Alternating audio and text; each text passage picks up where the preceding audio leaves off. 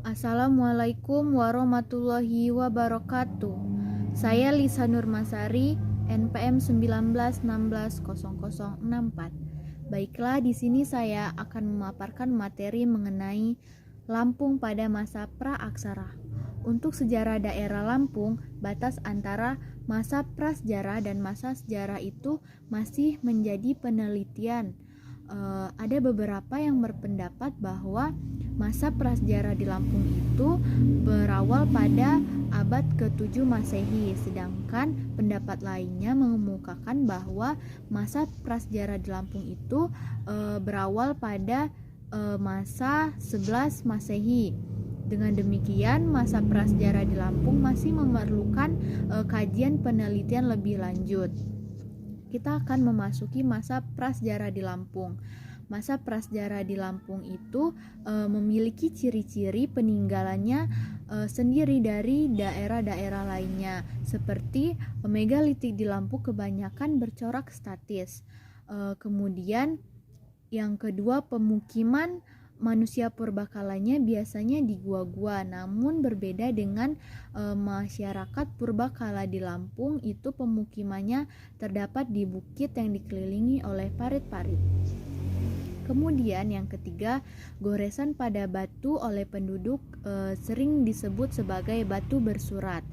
Nah, yang keempat, punden berundaknya terbuat dari tanah yang diperkuat dengan deretan batu pada tingkatan-tingkatan tertentu.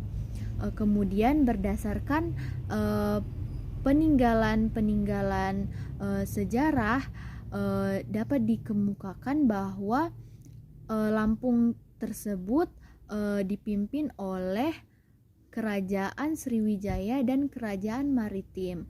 Terdapat beberapa prasasti yang mendukung bahwa kehidupan perkampungan kuno, seperti Prasasti Palaspasema. Prasasti Palaspasema ini terletak di daerah Lampung Selatan. Yang kedua, Prasasti Bungkuk. Prasasti Bungkuk ini terletak di tepi Wai Sekampung. Yang ketiga, Prasasti Batu Bedil, terletak di Gunung Meksa, Kecamatan Panggung. Kemudian saya akan menjelaskan tentang asal-usul penduduk Lampung. Asal-usul penduduk Lampung kita dapat melihat dari beberapa teori. Yang pertama, dari catatan musafir Cina yang mengunjungi Indonesia. Pada saat itu disebutkan bahwa tulang bawang itu dalam bahasa Cina disebut dengan kata tolang pohwang.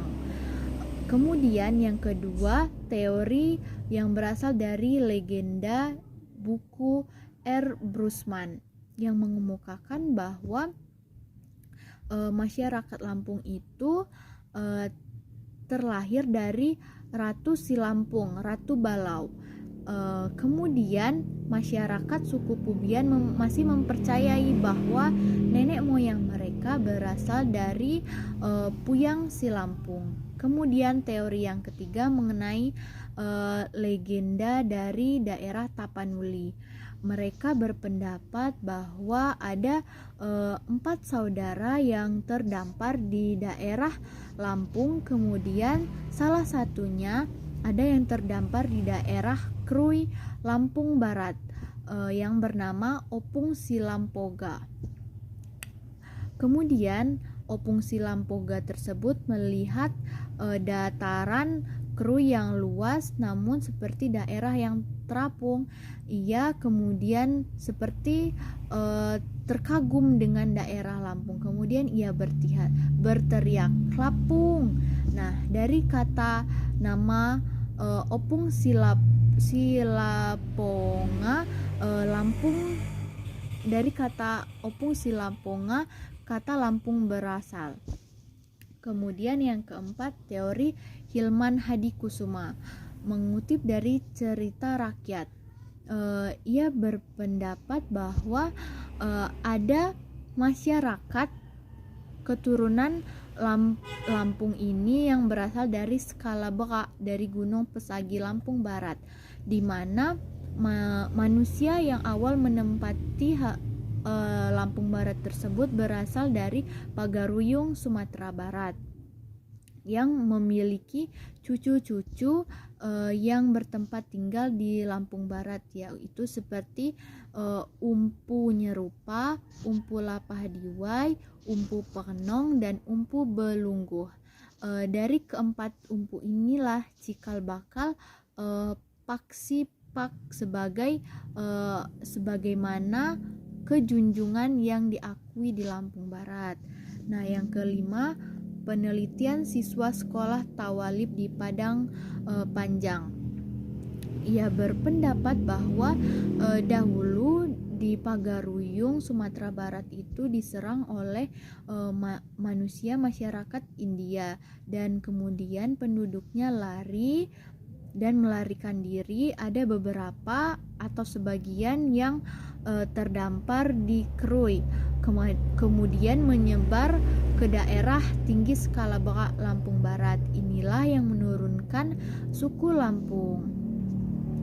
Dari beberapa suku Lampung, ada bekas pemukiman suku Lampungnya pada zaman dahulu yang ditemukan di Lampung.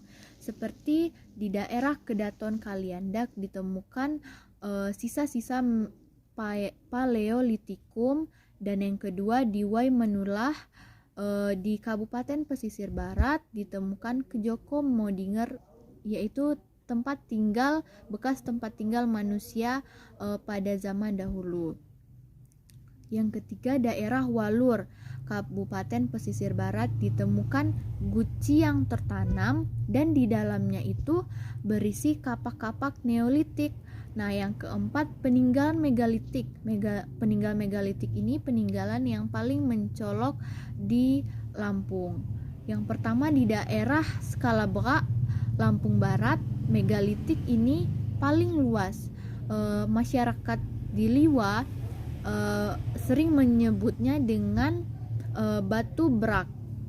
Nah, dolmen ini, batu brak ini dalam arti bahasa Indonesia yaitu batu yang lebar. Yang kedua, kompleks megalitik ada di Lampung Selatan, yaitu Batu Bedil. Batu Bedil ini terdapat dolmen dan menhir di sebuah batu yang